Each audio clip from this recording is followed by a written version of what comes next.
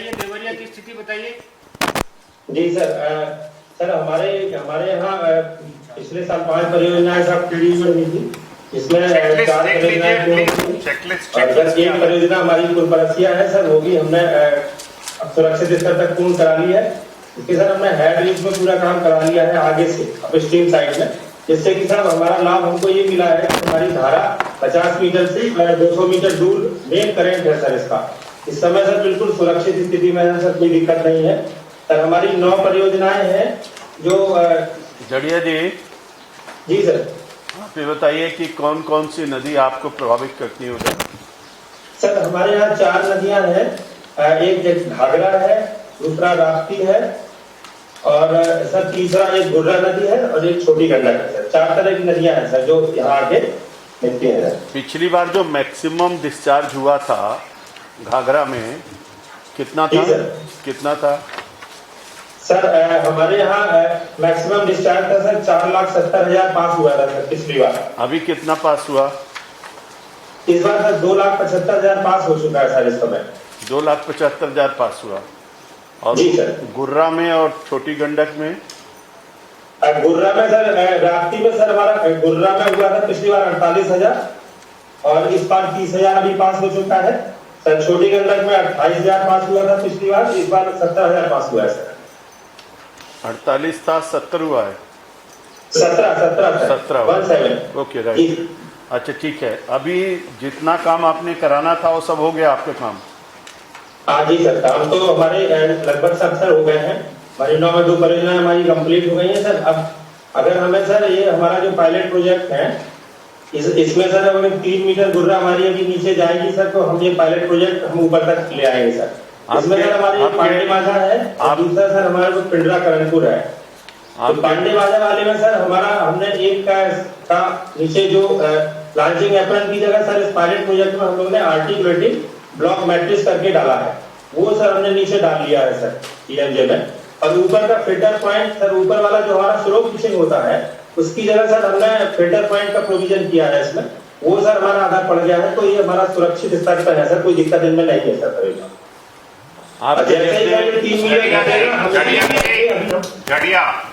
रुक लो मंत्री जी, आपको बीच में कुछ कहना चाह रहे हैं, प्लीज लिसन, ठीक है? आप नॉन स्टॉप बोलिए मत, 2 लाइन बोल के देख लीजिए। मंत्री जी कुछ पूछना चाह रहे हैं आपसे 5 मिनट से, प्लीज बी अटेंटिव। देखिए, बहुत अच्छी तैयारी बाढ़ नियंत्रण विभाग के द्वारा, सिंचाई विभाग, जल शक्ति के द्वारा किया जा रहा है। माननीय मुख्यमंत्री जी ने समय से पहले पैसा दिया, हम लोगों ने मानसून से पहले काम पूरा किया और बहुत सारे जिलों का हम लोगों ने दौरा भी किया और कार्यों का निरीक्षण किया। वहाँ के सांसद और विधायकों के साथ काम को देखा, समय से काम पूरे हुए हैं और माननीय मुख्यमंत्री जी ने भी उसकी समीक्षा की। और माननीय मुख्यमंत्री जी ने जो अंतर विभागीय बैठक होती है उसको लेकर के सभी विभागों को एक्टिवेट किया है और माननीय मुख्यमंत्री जी के निर्देशानुसार सभी विभाग अपना अपना काम कर रहे हैं।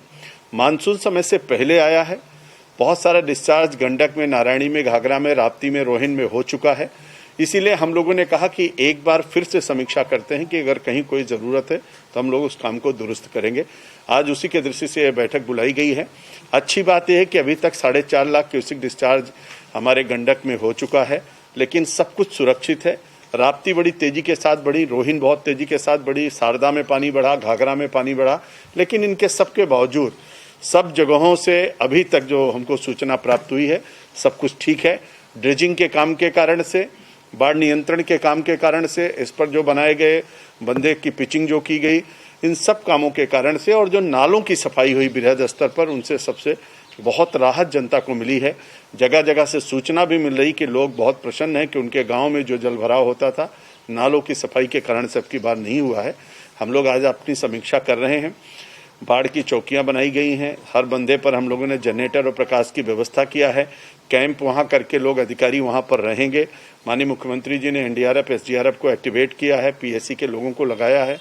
राहत आयुक्त के माध्यम से राहत की सामग्रियों के वितरण की व्यवस्था भी की गई है, बोर्ड की व्यवस्था की गई है। स्वास्थ्य विभाग स्वास्थ्य की दृष्टि से सभी योजनाओं को लेकर के चल रहा है। कृषि विभाग, पशुपालन विभाग, यानी सभी विभाग पूरी तरीके से इसमें लगे हुए हैं। आज हम लोग इसकी समीक्षा कर रहे हैं कि अगर कहीं कोई कमी है तो उसको हम लोग ठीक करेंगे और बाढ़ से जनता को किसी प्रकार का कोई कष्ट ना होने पाए, इस संकल्प के साथ हम लोग आज यहाँ पर बैठे हैं।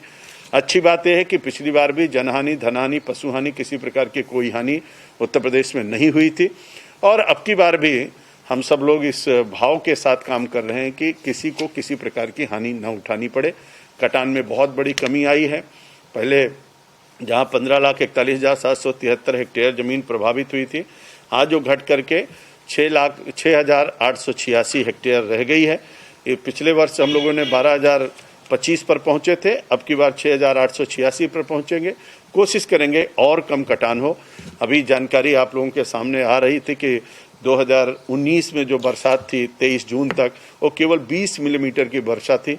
2020 में वो बरसात बढ़ करके 83 मिलीमीटर हुई और अभी 23 जून तक अब की बार 125 मिलीमीटर की वर्षा हो चुकी है। आप कल्पना करिए कि मानसून समय से पहले आया और मानसून तीव्र गति से आया, यानी बरसात अगर देखें तो बहुत ज़्यादा हुई है, लेकिन उसके बावजूद भी अच्छे काम करने के कारण हम लोग सुरक्षित हैं।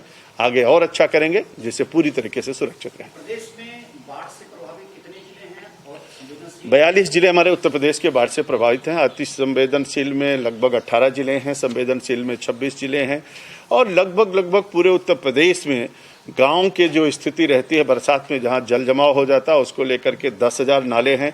60,000 किलोमीटर नालों की सफाई है और 60,000 किलोमीटर हम लोगों ने नाले की सफाई किया है। 10,000 नालों को हम लोगों ने साफ किया है और बाढ़ बचाव के कार्यों में 42 के 42 जिलों में जितनी परियोजनाएं थी उसको सबको स्वीकृति मिली और माननीय मुख्यमंत्री जी का आशीर्वाद, उनका मार्गदर्शन, समय से पहले पैसा मिलना और समय से पहले हम लोगों ने काम पूरा किया। कोरोना जैसे महामारी के दौरान भी हमारे अधिकारियों ने, हमारे सब लोगों ने मिलकर के अथक परिश्रम किया है, जिसके कारण से आज हम लोग सुरक्षित हैं। Thank you.